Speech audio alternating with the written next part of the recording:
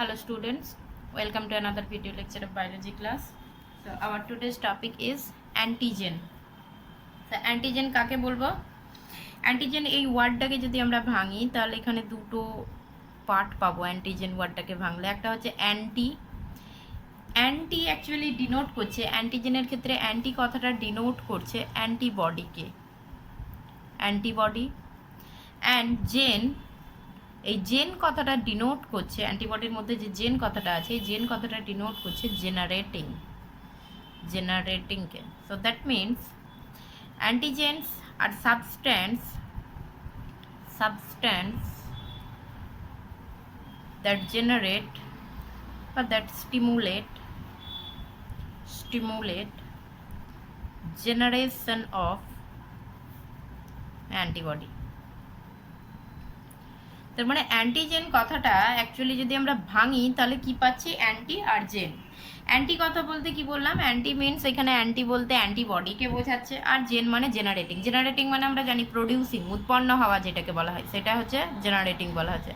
তাহলে অ্যান্টিজেন হচ্ছে এমন একটা সাবস্ট্যান্স যেই সাবস্ট্যান্সের উপস্থিতিতে অ্যান্টিবডি প্রোডাকশন হবে, অ্যান্টিবডি উৎপন্ন হবে। এবার আসি অ্যান্টিবডি জিনিসটা কি না, অ্যান্টিবডি এটা আলাদা টপিক আছে, আমরা পড়বো আলাদা টপিক, একটা আলাদা ক্লাসে পড়বো, একটা আলাদা লেকচারে পড়বো। বাট এখন আমি একটু বেসিক আইডিয়া দিচ্ছি অ্যান্টিবডি জিনিসটা কি, সেটা আমি একটু বেসিক আইডিয়া দিচ্ছি। আমরা ইমিউনো সিস্টেমের সেল পড়তে গিয়ে বলেছিলাম যে মেন সেল যেটা ইমিউনো সিস্টেমের, that is the lymphocyte. So lymphocyte হচ্ছে মেন সেল, ইমিউনো সিস্টেমের মেন সেল লিম্ফোসাইট। অ্যান্ড লিম্ফোসাইটকে আবার দুটো মেজর পার্টে ভাগ করা হয়, দুটো মেন লিম্ফোসাইট রয়েছে, একটা হচ্ছে বি সেল বা বি লিম্ফোসাইট, সংক্ষেপে বি সেল বলা হচ্ছে, আর একটা হচ্ছে টি সেল বা টি লিম্ফোসাইট বলা হচ্ছে। এবার এই যে বি সেল আছে, suppose this one is B cell, এই বি সেল এটা হচ্ছে বি সেল। সো এই বি সেল কি হচ্ছে না, যখন বোন ম্যারোতে উৎপন্ন হয়ে ম্যাচুরেশন হয়ে যাওয়ার পর এই বি সেল কী করবে? বি সেল সার্কুলেট করবে ব্লাডের মাধ্যমে, ব্লাড বা লিম্ফের মাধ্যমে সার্কুলেট করছে, এবং সার্কুলেট করে এটা কি করছে, এর মেনলি এর ওয়ে অফ ফাংশন কি না, এ অ্যান্টিবডি প্রোডাকশন করবে। অর্থাৎ অ্যাকচুয়ালি এ একটা প্রোটিন সিক্রিট করে, প্রোটিন, যেই প্রোটিনটাকেই বলা হচ্ছে antibody. So B cell actually কোনো প্রোটিন সিক্রিট করছে এবং সেই প্রোটিনটাকেই বলছি অ্যান্টিবডি, আর এই অ্যান্টিবডিটাই বিভিন্ন ধরনের আমাদের দেহে প্রতিরক্ষা গড়ে তোলে। আর টি সেলের ক্ষেত্রে কি হয় না, টি সেলও সেম জিনিস, টি সেল এক ধরনের আরেক ধরনের ডিফারেন্সিয়েট হয়ে মানে বিভেদীকরণের মাধ্যমে আরেক ধরনের সেল তৈরি করে যেটাকে বলা হয় কিলার টি সেল।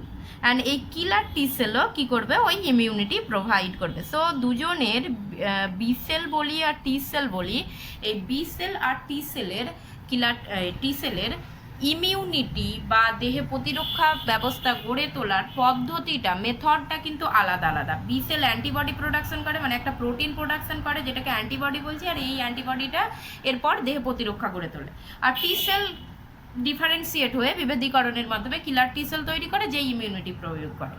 সো এখানে এই যে অ্যান্টিবডি তৈরি হচ্ছে বা কিলার টি সেল তৈরি হচ্ছে, এটা যাদের উপস্থিতিতে তৈরি হবে সেটাই হচ্ছে অ্যান্টিজেন বলবো। যার উপস্থিতিতে এই অ্যান্টিবডি প্রোডাকশন হচ্ছে বা কিলার টি সেল প্রোডাকশন হচ্ছে তাকেই বলবো আমরা অ্যান্টিজেন।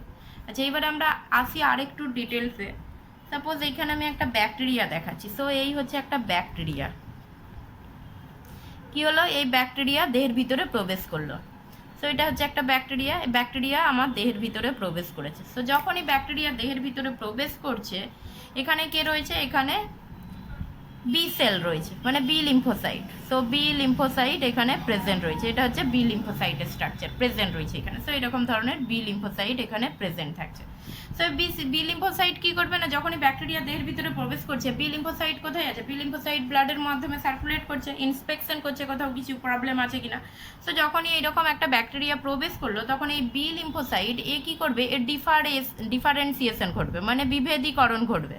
অ্যান্ড ডিফারেন্সিয়েশন ঘটে যে সেলটা তৈরি করছে একটু বিগার হচ্ছে, অ্যান্ড যে সেলটা তৈরি করছে সেই সেলটাকে বলবো আমরা প্লাজমা সেল বলবো। অ্যান্ড এই যে প্লাজমা সেল, এই প্লাজমা সেল এরপর কী করবে, এই প্লাজমা সেল অ্যান্টিবডি প্রোডাকশন করবে। সো এইরকম অসংখ্য অ্যান্টিবডি প্রোডাকশন করবে। সো স্ট্রাকচারটা দেখে বুঝতে পারা যাচ্ছে অ্যান্টিবডির স্ট্রাকচারটা অনেকটা এরকম ধরনের ওয়াই আকৃতির হয়ে যাচ্ছে। অ্যান্টিবডি আমি আবার একবার বলি, অ্যান্টিবডি আমরা আলাদা পড়বো, আলাদা হচ্ছে অ্যান্টিবডি আমরা আলাদাভাবে আবার পড়বো এরকম। সো এইরকম ধরনের অ্যান্টিবডি প্রোডাকশন করবে। এবার এই যে অ্যান্টিবডিগুলো প্রডিউস হলো, এই অ্যান্টিবডিগুলো কি করবে না, এই অ্যান্টিবডিগুলো এইরকমভাবে এদের সঙ্গে এই যে ব্যাকটেরিয়াটা প্রবেশ করেছে এই ব্যাকটেরিয়ার সঙ্গে যুক্ত হবে, যুক্ত হয়ে এই ব্যাকটেরিয়াটাকেই ধ্বংস করবে, অর্থাৎ এদের এগেনস্টে তৈরি হয়ে এদিকেই ধ্বংস করবে, মানে এই এদের এগেনস্টে তৈরি হলো এদিকেই ধ্বংস করলো। একইভাবে এই টি সেলের ক্ষেত্রেও হতে পারে। টি সেল এইরকম যখন এই ব্যাকটেরিয়া দেখছে বা অন্য কোনো মাইক্রোবস দেখছে, ডিফারেন্সিয়েশন হয়ে একটা সেল তৈরি করবে যেটা হচ্ছে killer T cell, and killer T cell এরপর ব্যাকটেরিয়ার সঙ্গে যুক্ত হয়ে ধ্বংস করবে। তো এখানে এই যে অ্যান্টিবডিটা তৈরি হলো, এটা কার জন্য তৈরি হলো? এতক্ষণ পর্যন্ত বি সেল নর্মাল ঘুরছিল, অ্যান্টিবডি কখন বি সেল তৈরি করলো না, যখন দেখলো দেহের মধ্যে কে ঢুকেছে, একটা ব্যাকটেরিয়া ঢুকেছে, তখন এই ব্যাকটেরিয়ার উপস্থিতিতে কি হয়ে গেল, অ্যান্টিবডি প্রোডাকশন হলো। তার মানে এখানে এই যে ব্যাকটেরিয়াটা, দিস ইজ অ্যান্টিজেন, তখন আমি এই ব্যাকটেরিয়াটাকে বলবো অ্যান্টিজেন, কেননা এই ব্যাকটেরিয়াটা ঢোকার জন্যই বডিতে অ্যান্টিবডি জেনারেট হয়েছে বা অ্যান্টিবডি প্রোডাকশন হয়েছে, সেই জন্য এটাকেই তখন আমি বলবো অ্যান্টিজেন, এই ব্যাকটেরিয়াটাকেই তখন আমি বলবো অ্যান্টিজেন বলবো। আচ্ছা, তো তার মানে এবার অ্যান্টিজেনের এবার যদি আমরা ডেফিনেশন দিই, তাহলে অ্যান্টিজেনের ডেফিনেশনে আমরা কি বলবো না, it is antigen is any agent or substance, any agent or substance which when introduced into the body,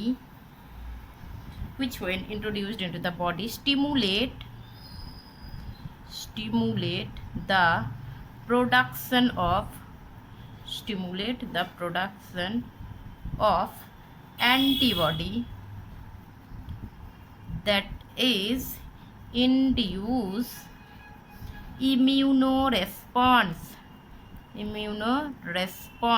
তাহলে অ্যান্টিজেন কাকে বলছি আমরা না, অ্যান্টিজেন ইজ এনি এজেন্ট, যে কোনো এজেন্ট যেটা যখন বডিতে ইন্ট্রোডিউসড করা হচ্ছে বা বডিতে যখন প্রবেশ করছে তখন তার এগেনস্টে কি হচ্ছে, অ্যান্টিবডি প্রোডাকশন হচ্ছে। সো এখানে শুধু অ্যান্টিবডি বললাম, নট অনলি অ্যান্টিবডি, কিলার টি সেলও হতে পারে, অ্যান্টিবডি প্রোডাকশন হচ্ছে বা কিলার টি সেল প্রোডাকশন হচ্ছে। সো অ্যান্টিবডি প্রোডাকশনে আর কিলার টি সেল প্রোডাকশন হওয়াটাকেই বলা হয় যে ইমিউনো রেসপন্স তৈরি হলো বা অনাক্রম্য সারা, যেটাকে বলছি অনাক্রম্য সারা। তার মানে আমি এখানে প্রোডাকশন অফ অ্যান্টিবডি না বলে ডাইরেক্ট এটাও বলতে পারি antigen is any agent which when introduced into the body stimulate বা ইনডিউস ইমিউনো রেসপন্স, অনাক্রম্য সারা সৃষ্টি করতে সাহায্য করছে। অ্যান্ড অনাক্রম্য সারা আমরা কাকে বলছি না, অনাক্রম্য সারা এই যে এখানে অ্যান্টিবডি প্রোডাকশন হচ্ছে বা কিলার টি সেল প্রোডাকশন হচ্ছে, এটাকেই বলছি আমরা অনাক্রম্য সারা বা হচ্ছে ইমিউনো রেসপন্স বলছি। তাহলে অ্যান্টিজেন হচ্ছে যে কোনো কম্পোনেন্ট হতে পারে যেটা যখন বডিতে প্রবেশ করলো এবং তার এগেনস্টে কি হচ্ছে, তার এগেনস্টে যখন এরকম ধরনের অ্যান্টিবডি তৈরি হবে তখন সেটাকে আমি বলবো অ্যান্টিজেন বলবো। এখানে আরও একটা টার্ম রয়েছে, অ্যান্টিজেন ছাড়া আরও একটা টার্ম রয়েছে, দ্যাট ইজ ইমিউনোজেন। এবার এটা কি, ইমিউনোজেনটা কি না, ইমিউনোজেন অ্যান্ড অ্যান্টিজেন এই দুটোকে আমরা ক্লাস 12-এর লেভেলে বা নিটের লেভেলে আমরা অ্যান্টিজেন আর ইমিউনোজেনকে সিনোনিমাসলি ইউজ করে থাকি, মানে যাহাই অ্যান্টিজেন তাহাই ইমিউনোজেন, সেটা ক্লাস 12-এর লেভেলে। বাট যখন হায়ার স্টাডি করা হয় তখন অ্যান্টিজেন আর ইমিউনোজেনের মধ্যে একটু স্লাইটলি ডিফারেন্স রয়েছে। সেই ডিফারেন্সটা কি, ডিফারেন্সটা আমি একটু বলে দিচ্ছি। সো এখানে আমি একটা কি কেস দেখালাম, এখানে একটা কেস দেখালাম যেখানে কি হচ্ছে না, একটা ব্যাকটেরিয়া দেহে প্রবেশ করেছে, ব্যাকটেরিয়া দেহে প্রবেশ করার ফলে তার এই ব্যাকটেরিয়া দেহে প্রবেশ করার সঙ্গে সঙ্গে কি হচ্ছে, বি সেল ডিফারেন্সিয়েশন হয়ে প্লাজমা সেল তৈরি করেছে, প্লাজমা সেল কি করেছে, অ্যান্টিবডি তৈরি করেছে, আর এই অ্যান্টিবডিটাই আবার কি হচ্ছে ওই ব্যাকটেরিয়ার সঙ্গে যুক্ত হয়ে ব্যাকটেরিয়াকে ধ্বংস করবে। এটা একটা কেস দেখিয়েছি। সো এই যে কেসটা আমরা দেখালাম এটাই হচ্ছে ইমিউনোজেন। সো এটা হচ্ছে ইমিউনোজেন, মিনস ইমিউনোজেন অ্যাকচুয়ালি অ্যান্টিজেনের এতক্ষণ আমরা যে ডেফিনেশন বলছিলাম সেটাই ইমিউনোজেন। সো ইমিউনোজেন মানে any agent capable of inducing immune response that means যেটা কি করছে অ্যান্টিবডি প্রোডাকশন করছে বা কিলার টি সেল প্রোডাকশন করার যার ক্ষমতা রয়েছে সেটা হচ্ছে ইমিউনোজেন বলছি। এবার তাহলে অ্যান্টিজেন কাকে বলবো? অ্যান্টিজেন হচ্ছে সেকেন্ড কেস দেখাচ্ছি আমি। তো সেকেন্ড কেস কি না, এখানে সাপোজ এইখানে আর একটা ব্যাকটেরিয়া প্রবেশ করলো আমার দেহেতে। সো এই একটা ব্যাকটেরিয়া প্রবেশ করেছে, অনেকটা সিমিলার কাইন্ড অফ ব্যাকটেরিয়া, অর্থাৎ আগে যেই আমি ব্যাকটেরিয়াটা দেখাচ্ছিলাম কেস 1-এ সেই রকমই একটা সিমিলার কাইন্ডের ব্যাকটেরিয়া প্রবেশ করেছে। আচ্ছা, এই ব্যাকটেরিয়া প্রবেশ করার ফল এই ব্যাকটেরিয়া থেকে নতুন করে কোনো কিন্তু এই ব্যাকটেরিয়া প্রবেশ করার ফলে বডিতে নতুন করে কোনো অ্যান্টিবডি তৈরি হয়নি। কি আছে না, বডিতে আগে থেকে কিছু অ্যান্টিবডি ছিল, এগুলো অ্যান্টিবডি আছে বডিতে, আগের যে ব্যাকটেরিয়ার এগেনস্টেই তৈরি হয়েছিল বা অন্য কারোর এগেনস্টে তৈরি হয়েছিল, এই অ্যান্টিবডিগুলো আগে থেকে তৈরি হয়ে রয়েছে। সো এই ব্যাকটেরিয়াটা দেহে প্রবেশ করার ফলে নতুন করে কোনো অ্যান্টিবডি তৈরি হলো না, বাট যে অ্যান্টিবডিগুলো তৈরি হওয়া ছিল সেই অ্যান্টিবডিগুলো কি করবে, এর সঙ্গে এই ব্যাকটেরিয়ার সঙ্গে যুক্ত হবে অ্যান্ড এর এগেনস্টে কাজ করবে। সো সাপোজ এইরকমভাবে যুক্ত হচ্ছে অ্যান্ড যুক্ত হয়ে এর এগেনস্টে কাজ করছে।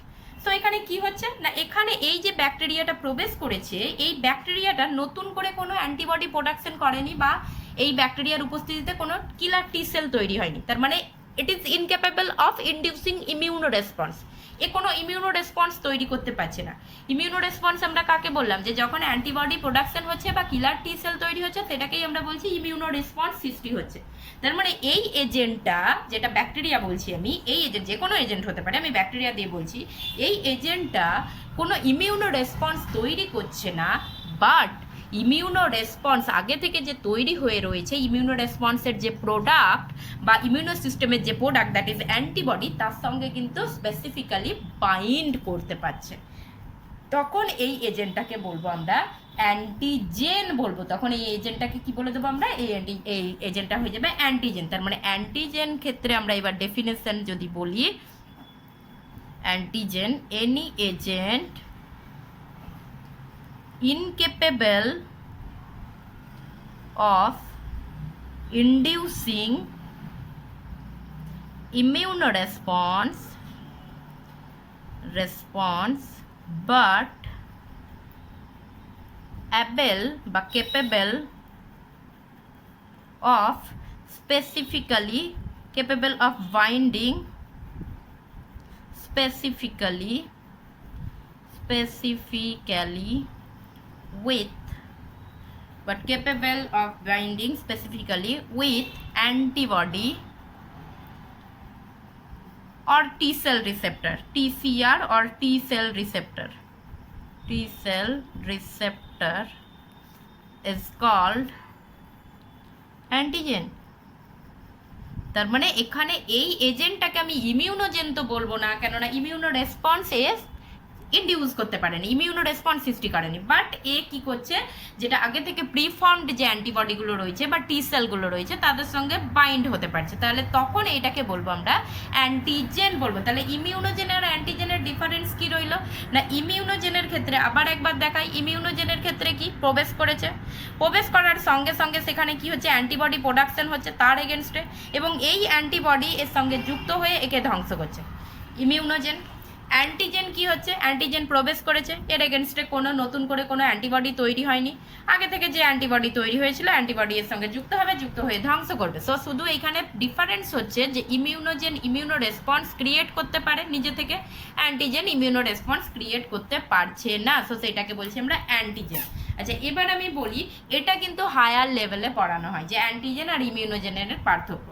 আপাতত ক্লাস 12 লেভেলে আমরা ইমিউনোজেন আর অ্যান্টিজেনকে সেম মিনিং দেখবো, অর্থাৎ যাহা ইমিউনোজেন তাহাই অ্যান্টিজেন। অ্যাকচুয়ালি ক্লাস 12-এ ইমিউনোজেন কথাটা ইউজ হয় না, অ্যান্টিজেন টার্মটা ইউজ হচ্ছে।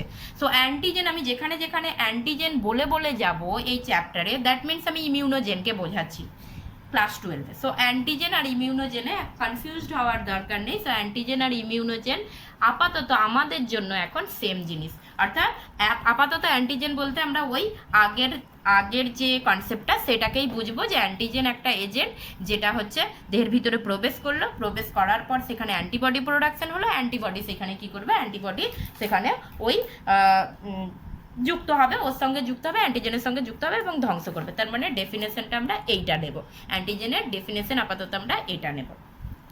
আচ্ছা, এখানে আরও একটা কথা আমি বলেই দিই তাহলে, এই যে ইমিউনোজেন যেটা বলছি, ইমিউনোজেনের যে এই যে ইমিউনো রেসপন্স তৈরি করার যে অ্যাবিলিটিটা, এটাকে বলা হয় immunogenicity. So ability to induce immune response is called immunogenicity. আর অ্যান্টিজেনেসিটি কি বলবো না, অ্যান্টিজেনের যে অ্যাবিলিটিটা আছে, অ্যান্টিজেনের অ্যাবিলিটি কি আছে, জাস্ট বাইন্ড করবে। So ability two binds with antibody is called antigenicity. অ্যান্টিজেনেসিটি বলবো। সো এখানে অ্যান্টিজেনের তার মানে কি রয়েছে, অ্যান্টিজেনেসিটি। আচ্ছা, এবারে একটা জিনিস দেখাই, ইমিউনোজেনের কি রয়েছে, ইমিউনোজেনেসিটি। অ্যান্ড ইমিউনোজেনের নট অনলি ইমিউনোজেনেসিটি রয়েছে, অ্যান্টিজেনেসিটিও রয়েছে। ইমিউনোজেনেসিটি আর এইটা কি, অ্যান্টিজেনেসিটিও প্রেজেন্ট থাকবে এর মধ্যে। কেন অ্যান্টিজেনেসিটি কাকে বলছি আমরা, অ্যান্টিজেনেসিটি জাস্ট বাইন্ড করার অ্যাবিলিটি। ইমিউনোজেনের ক্ষেত্রে কি হচ্ছে, ইমিউনোজেন ইমিউনো রেসপন্স তৈরি করছে, মানে অ্যান্টিবডি তৈরি করছে, তার মানে তার ইমিউনোজেনেসিটি রয়েছে। এই যে অ্যান্টিবডি তৈরি হলো, এই অ্যান্টিবডির সঙ্গেই আবার কি হচ্ছে, এই অ্যান্টিবডি আবার কি হচ্ছে, এই অ্যান্টিজেনের সঙ্গে যুক্ত হচ্ছে, মানে অ্যান্টিজেন এই অ্যান্টিবডির সঙ্গে যুক্ত হচ্ছে, তার মানে এই যে যুক্ত হওয়ার ক্ষমতা, এটাকে দিয়ে বলি আমরা অ্যান্টিজেনেসিটি। তার মানে যেটাকে আমরা ইমিউনোজেন বলছি, ইমিউনোজেনের অ্যান্টিজেনেসিটি প্রপার্টিও রয়েছে, ইমিউনোজেনেসিটি প্রপার্টিও রয়েছে। আর অ্যান্টিজেনের ক্ষেত্রে ইমিউনোজেনেসিটি প্রপার্টি নেই, অ্যান্টিজেনেসিটি প্রপার্টিটা রয়েছে। সেই জন্য এখানে আমরা বলতে পারি অল অ্যান্টিজেন্স বা all immunogens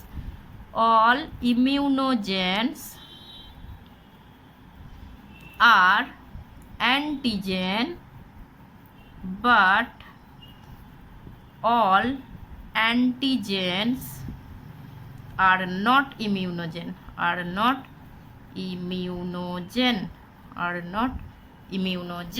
So all immunogens are antigen, তার কারণ যে ইমিউনো রেসপন্স তৈরি করবে, যে অ্যান্টিবডি তৈরি করতে পারবে, সে অ্যান্টিবডির সঙ্গে যুক্তও হতে পারবে, তার মানে সে অ্যান্টিজেন রূপেও কাজ করছে, ইমিউনোজেন রূপেও কাজ করছে।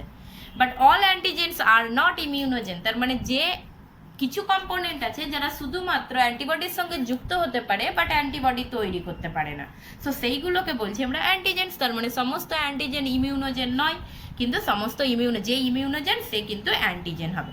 সো অ্যাকচুয়ালি অ্যান্টিজেন বা ইমিউনোজেনকে আমরা বলতে পারি কমপ্লিট অ্যান্টিজেন। অর্থাৎ কমপ্লিট অ্যান্টিজেন মানে দুটো প্রপার্টি থাকতে হবে, যার মধ্যে অ্যান্টিজেনেসিটি এবং ইমিউনোজেনেসিটি বোথ প্রেজেন্ট থাকছে, তাকে আমরা বলবো complete antigen. So complete antigen হচ্ছে substance having immunogenicity and antigenicity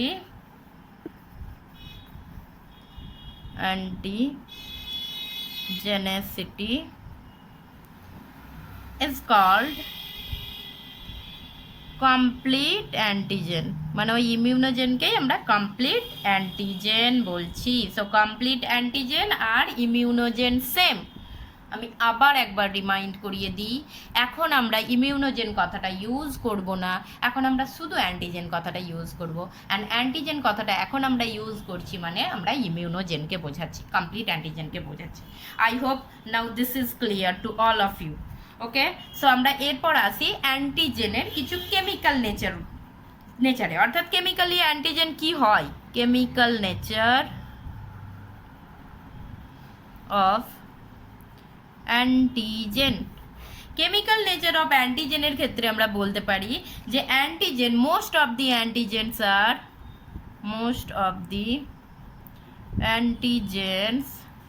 R proteinaceous in nature, protein জাতীয় হয়, প্রোটিনেসিয়াস ইন নেচার।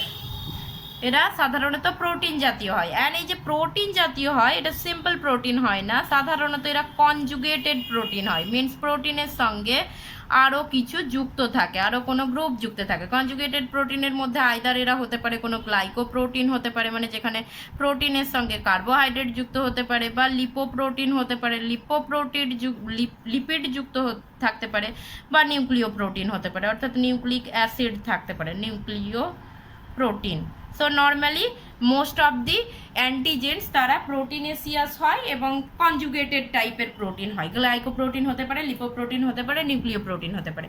কিছু কিছু ক্ষেত্রে পলিস্যাকারাইড মে অ্যাক্ট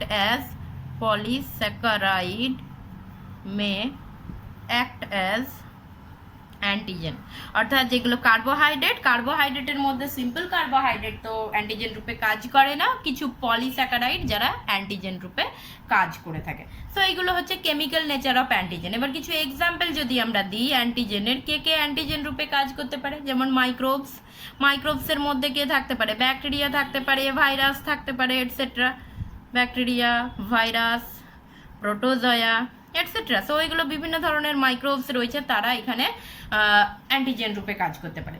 আচ্ছা, এবার আমরা দেখাই, যেমন আমি এখানে দেখাচ্ছিলাম একটা ব্যাকটেরিয়া। এবারে এইরকম মানে জরুরি নয় যে এই সম্পূর্ণ মাইক্রোবসটাই অ্যান্টিজেন রূপে কাজ করবে, এটা দরকার নেই। অর্থাৎ এই পুরো ব্যাকটেরিয়ার মধ্যে অনেক কিছু রয়েছে। সো সাপোজ দেখা গেল এটা হচ্ছে ব্যাকটেরিয়ার ফ্লাজেলা রয়েছে, দেখা গেল এই যে ফ্লাজেলা যে পার্টটা রয়েছে এই পার্টটা অ্যান্টিজেনিক, মানে এটা হয়তো রোগ সৃষ্টি করতে পারছে, অ্যান্টিজেনিক। দ্যাট মিনস শুধুমাত্র এই ব্যাকটেরিয়া না ঢুকিয়ে শুধু যদি ব্যাকটেরিয়ার ফ্লাজেলা ঢুকিয়ে দিই তাহলে রোগ সৃষ্টি হবে, বা এর এগেনস্টে তাহলে কি হচ্ছে, এর এগেনস্টে তাহলে কোনো অ্যান্টিবডি বা কিলার টি সেল তৈরি হতে পারে। বা হতে পারে যে ব্যাকটেরিয়ার এই যে এই আউটার সারফেস একটা দেখায়, সো ব্যাকটেরিয়ার এটা হচ্ছে ক্যাপসুল, এই জায়গাটা হচ্ছে ব্যাকটেরিয়ার ক্যাপসুল। সো ব্যাকটেরিয়ার বাইরে একটা আছে যেটাকে ক্যাপসুল বলছি। এবার এই ক্যাপসুলের মধ্যে সাপোজ দেখা গেল এই পোর্শনটা, এই টোটাল এই পোর্শনটা দেখাচ্ছি, এই পোর্শনটা ক্যাপসুলের এই পোর্শনটা হয়তো অ্যান্টিজেনিক ইন নেচার, মানে ক্যাপসুলের এই পোর্শনটা পুরো ব্যাকটেরিয়া যদি না প্রবেশ করে ব্যাকটেরিয়ার এই পোর্শনটা অ্যান্টিজেনিক হতে পারে, মানে শুধু এইটুকুই যদি ঢুকে যায় তাহলেও কিন্তু সেটা অ্যান্টিজেনিক হতে পারে। আর হতে পারে যে ব্যাকটেরিয়া এমন কিছু ব্যাকটেরিয়া প্রবেশ করে কিছু টক্সিন নিঃসৃত করলো, সেই টক্সিনটা অ্যান্টিজেনিক রূপে কাজ হতে পারে, মানে টক্সিনের এগেনস্টে সেখানে ইমিউনো রেসপন্স তৈরি হতে পারে। সো যেটা অ্যাকচুয়ালি বলার বক্তব্য যে সমগ্র মাইক্রোবসই যে অ্যান্টিজেন হবে সেটা নাও হতে পারে, অর্থাৎ মাইক্রোবসের কোনো পার্ট অল্প কিছু অংশও অ্যান্টিজেনিক হতে পারে। যেমন এখানে আমরা বললাম ফ্লাজেলা হতে পারে, ক্যাপসুল হতে পারে, বা টক্সিন হতে পারে, এইগুলোও অ্যান্টিজেনিক ইন নেচার হতে পারে। মাইক্রোবস ছাড়াও আরও কিছু আছে, যেমন কিছু পোলেন অফ সাম ফ্লাওয়ার, কিছু ফুলের পোলেনও হচ্ছে অ্যান্টিজেনিক রূপে কাজ করতে পারে। সো এটসেট্রা বিভিন্ন ধরনের এখানে এক্সাম্পল আছে, অ্যান্টিজেনের বিভিন্ন ধরনের এক্সাম্পল আছে। এরপর আমরা ইম্পর্টেন্ট টপিকে আসছি, ক্যারেক্টারিস্টিক্স অফ অ্যান্টিজেন। আগেন আর একবার রিমাইন্ড করে দিই, এখানে অ্যান্টিজেন মানে আমরা ইমিউনোজেনের কথা বলছি। সো ক্যারেক্টারিস্টিক্স অফ অ্যান্টিজেন, কি কি ক্যারেক্টার থাকলে তাকে আমি অ্যান্টিজেন রূপে ধরতে পারি। সো ফার্স্ট ক্যারেক্টার যেটা থাকলে আমি তাকে অ্যান্টিজেন রূপে ধরতে পারবো, that is ফরেননেস।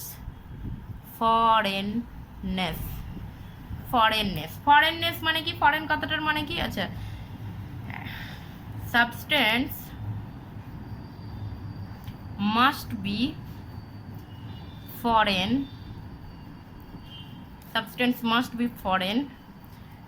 To the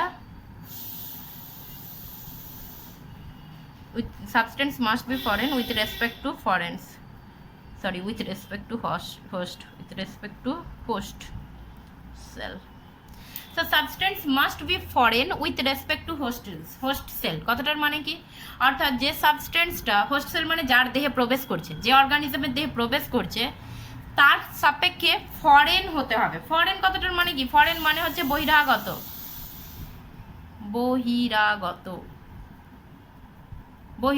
foreign কথাটার মানে হচ্ছে বহিরাগত, অর্থাৎ মানে হচ্ছে এটা যে কোনো আমার বডিতে কাউকে অ্যান্টিজেনিক হতে হলে আমার বডিতে সেটা বাইরে থেকে প্রবেশ করতে হবে। আমার বডির নিজস্ব কোনো অংশ অ্যান্টিজেন রূপে কাজ করবে না। অর্থাৎ আমার বডির নিজস্ব কোনো অংশ যদি অ্যান্টিজেন রূপে কাজই করে, তাহলে আমার বডির নিজস্ব কোনো অংশের বিরুদ্ধে যদি অ্যান্টিবডি তৈরি হয় তাহলে তাকে তো ধ্বংস করবে। তার মানে আমার বডির মধ্যে ম্যাল ফাংশনিং দেখা যাবে, আমার বডি অ্যাবনর্মালি ফাংশন করতে থাকবে। তো সেই জন্য অ্যান্টিজেন হতে গেলে ফার্স্ট যে প্রপার্টিটা দরকার সেটা হচ্ছে, ফার্স্ট যে ক্যারেক্টারিস্টিক্সটা দরকার সেটা হচ্ছে তাকে বহিরাগত হতে হবে, অর্থাৎ তার হোস্টের সাপেক্ষে তাকে বহিরাগত হতে হবে। মানে আমার দেহে অ্যান্টিজেন রূপে কাজ করবে তখনই যখন কোনো বাইরে থেকে কোনো বস্তু আমার দেহে প্রবেশ করবে, তখনই অ্যান্টিজেন রূপে কাজ করবে। আচ্ছা, এবার মানে অর্থাৎ নন সেলফ অ্যান্টিজেন হতে হবে। আমার বডির অংশগুলো কি বলবো আমি, সেলফ, আর এরা হবে নন সেলফ অ্যান্টিজেন হতে হবে।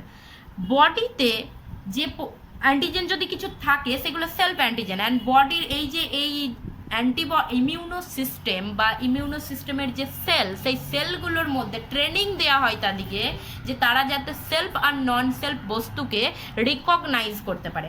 অর্থাৎ অবশ্যই একটা ইমিউনো সিস্টেমের কম্পোনেন্ট, অর্থাৎ সেটা বি সেল হোক বা টি সেল হোক, সেটা অবশ্যই তার একটা পাওয়ার থাকবে বা অ্যাবিলিটি থাকবে যার দ্বারা সে কোনটা তার নিজের অংশ আর কোনটা তার নিজের অংশ নয়, অর্থাৎ নন সেলফ, সেটা সে রিকগনাইজ করতে পারবে। এবং সে নিজের অংশের এগেনস্টে কখনো কাজ করবে না, সবসময় যেটা নন সেলফ হবে নন সেলফের এগেনস্টে কাজ করবে। যেমন আমরা একটা বলি যে আমার বডিতে আমি হয়তো এ ব্লাড গ্রুপ, আমার বডিতে এ ব্লাড গ্রুপ আছে, সো তার মানে কি আমার আরবিসিতে এ অ্যান্টিজেন রয়েছে, অ্যান্টিজেন এ রয়েছে। আচ্ছা, এবার আমার আরবিসিতে যে এ অ্যান্টিজেন রয়েছে এটা আমার জন্য সেলফ অ্যান্টিজেন, এর এগেনস্টে আমার বডিতে কোনো অ্যান্টিবডি তৈরি হবে না। কিন্তু এই আমার ব্লাডটায় যদি আমি একটা বি ব্লাড গ্রুপের ব্যক্তির দেহে আমার ব্লাডটা যদি প্রবেশ করানো হয়, তাহলে সেক্ষেত্রে কি হবে না, এই যে আমার যে ব্লাডটা গেল যার মধ্যে আমার আরবিসির মধ্যে যে এ অ্যান্টিজেনটা ছিল, তার এগেনস্টে ওই ব্যক্তির দেহে কি রয়েছে না অ্যান্টি এ অ্যান্টিবডি, যেটাকে বলছি আলফা অ্যান্টিবডি যেটাকে বলছি সেটা রয়েছে। তার মানে ওই এ অ্যান্টিজেনটা আমার রক্তের আরবিসিতে যে এ অ্যান্টিজেনটা ছিল সেটা ওই বি ব্লাড গ্রুপ ধারণকারী ব্যক্তির দেহে গিয়ে কিন্তু নষ্ট হয়ে যাবে, তার এগেনস্টে অ্যান্টিবডি তৈরি হবে এবং তাকে নষ্ট করে দেবে। তার মানে ওই এ অ্যান্টিজেনটা আমার দেহের কি হলো, সেলফ অ্যান্টিজেন, অন্য ব্যক্তির দেহে ওইটা কি হয়ে গেল, নন সেলফ অ্যান্টিজেন। আমার দেহেতে ওই এ অ্যান্টিজেনের এগেনস্টে কোনো অ্যান্টিবডি তৈরি হচ্ছে না, অন্য ব্যক্তির দেহেতে অ্যান্টিবডি তৈরি হচ্ছে, কেননা অন্য ব্যক্তির দেহেতে ওটা বাইরে থেকে প্রবেশ করছে। তাহলে প্রথম ক্যারেক্টার অবশ্যই হতে হবে ফরেননেস, মানে বাইরে থেকে প্রবেশ করতে হবে। তো বাইরে থেকে প্রবেশ করলে তবেই সেটাকে আমি অ্যান্টিজেন রূপে গণ্য করতে পারবো। আমার নিজের বডির কোনো অংশ অ্যান্টিজেন রূপে কাজ করবে না, আমার দেহেতে অ্যান্টিজেন রূপে কাজ করবে না, অন্য কারোর দেহেতে অ্যান্টিজেন রূপে কাজ করতে পারে। এটা হলো প্রথম ক্যারেক্টার। সেকেন্ড ক্যারেক্টার হচ্ছে সাইজ বা মলিকিউলার ওয়েট বলতে পারি, molecular weight. So molecular weight কি না, একটা substance having minimal molecular weight, having minimal molecular wait.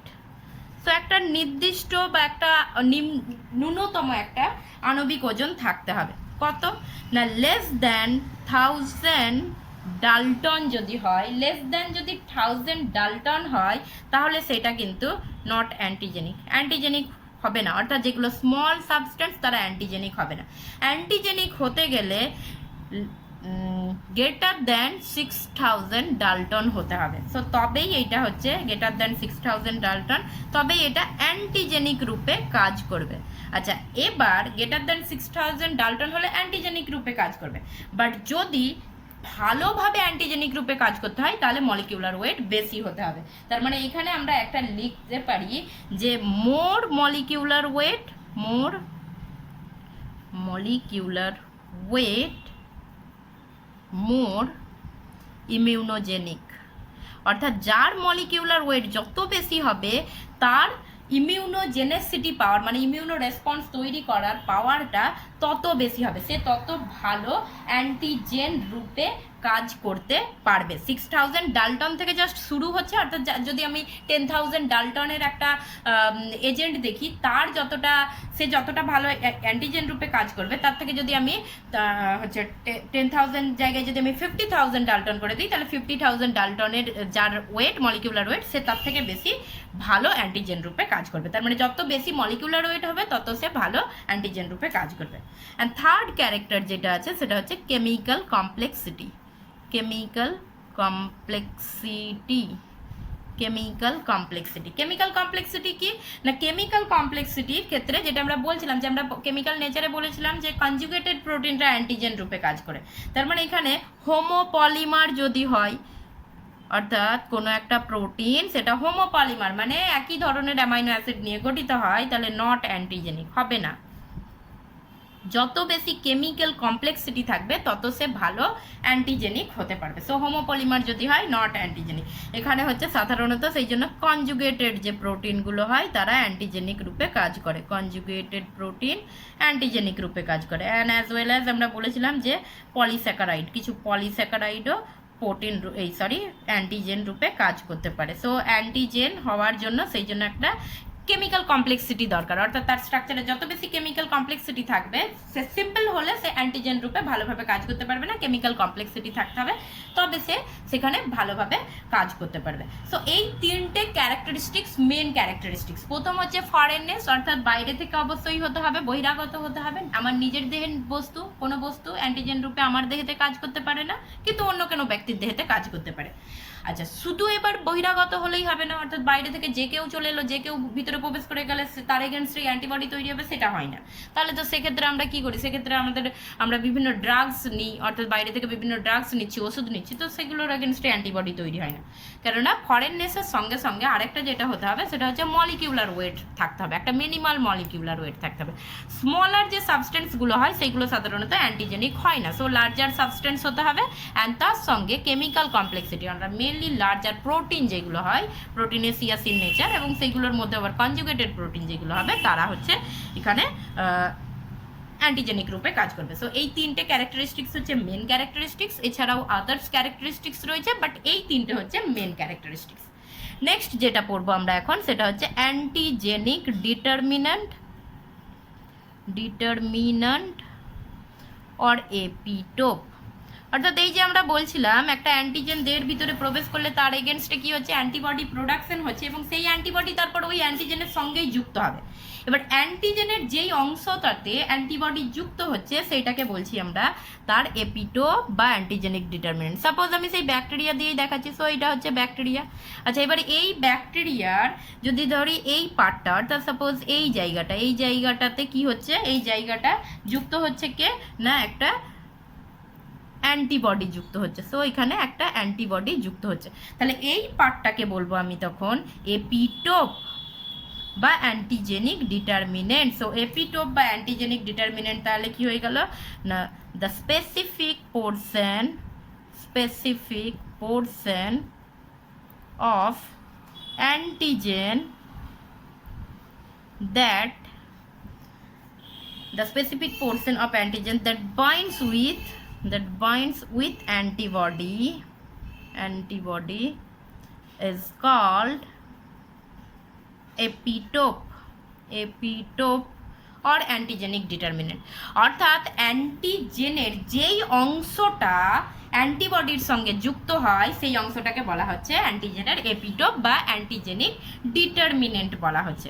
এবার একটা অ্যান্টিজেনের মধ্যে একটা এপিটোপ থাকতে পারে বা একাধিক এপিটোপ থাকতে পারে। সাপোজ এইখানেও একটা এপিটোপ রয়েছে, সো এই জায়গাটাতেও একটা এপিটোপ রয়েছে, তার মানে এই জায়গাটাতে এই পোর্শনটাতেও একটা কি হয়ে যাবে, এই পোর্শনটাতেও একটা অ্যান্টিবডি বাইন্ড করতে পারবে। সো এই পোর্শনেও একটা অ্যান্টিবডি বাইন্ড করতে পারবে। তার মানে একটা অ্যান্টিজেনের মধ্যে কটা অ্যান্টিবডি বাইন্ড করবে সেটা নির্ধারণ হয় তার এপিটোপের উপরে আছে। এপিটোপটা অ্যাকচুয়ালি এপিটোপ ইজ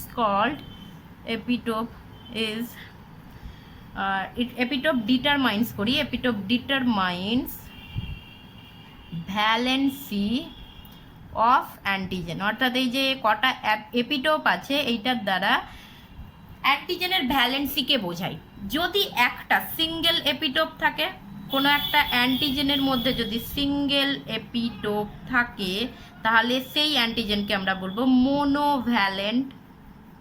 মোনো কথার মানে আমরা জানি, মোনো মানে হচ্ছে সিঙ্গেল, মোনোভ্যালেন্ট অ্যান্টিজেন বলবো। আর যদি একাধিক এপিটোপ থাকে, মেনি এপিটোপ, তাহলে আমরা বলবো মাল্টিভ্যালেন্ট অ্যান্টিজেন।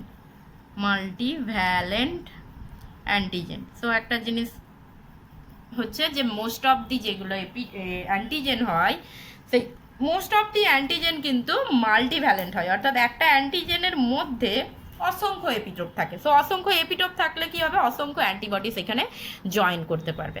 সো এপিটোপ মানে হচ্ছে, এপিটোপ বা অ্যান্টিজেনিক ডিটারমিনেন্ট মানে যে অ্যান্টিজেনের পার্টিকুলার যেই অংশটাতে যুক্ত হচ্ছে সেটাই হচ্ছে তার এপিটোপ, পার্টিকুলার যেই অংশটাকে অ্যান্টিবডি বাইন্ড করছে সেটা হচ্ছে এপিটোপ।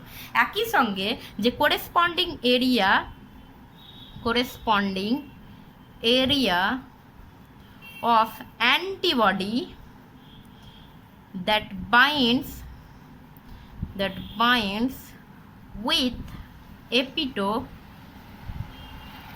is called paratope. অর্থাৎ অ্যান্টিবডির যেই অংশটা আবার অ্যান্টিজেনের এপিটোপের সঙ্গে বাইন্ড করছে সেটাকে বলবো আমরা প্যারাটোপ। তার মানে অ্যান্টিবডির মধ্যে প্রেজেন্ট থাকছে প্যারাটোপ, অ্যান্টিজেনের মধ্যে প্রেজেন্ট থাকছে এপিটোপ। একটা অ্যান্টিজেনের মধ্যে একটা এপিটোপ থাকলে সেটা মোনোভ্যালেন্ট অ্যান্টিজেন, একটা অ্যান্টিজেনের মধ্যে একের বেশি এপিটোপ থাকলে সেটা মাল্টিভ্যালেন্ট অ্যান্টিজেন। ম্যাক্সিমাম যে অ্যান্টিজেনগুলো থাকে তারা মাল্টিভ্যালেন্ট হয়। আর মাল্টিভ্যালেন্ট হওয়ার একটা অ্যাডভান্টেজ হচ্ছে যে মাল্টিভ্যালেন্ট হলে একটা অ্যান্টিজেনের মধ্যেই কিন্তু অসংখ্য অ্যান্টিবডি সেখানে তার সঙ্গে যুক্ত হতে পারবে। অসংখ্য অ্যান্টিবডি যুক্ত হওয়া মানে সে মোর এফিসিয়েন্টলি সেটাকে কিন্তু ধ্বংস করতে পারবে। সো এটা ছিল আমাদের আজকে অ্যান্টিজেন সম্পর্কে। নেক্সট দিন আমরা আরও কিছু ইমিউনো সিস্টেমের আরও কিছু নতুন টার্ম সম্পর্কে ডিসকাস করব।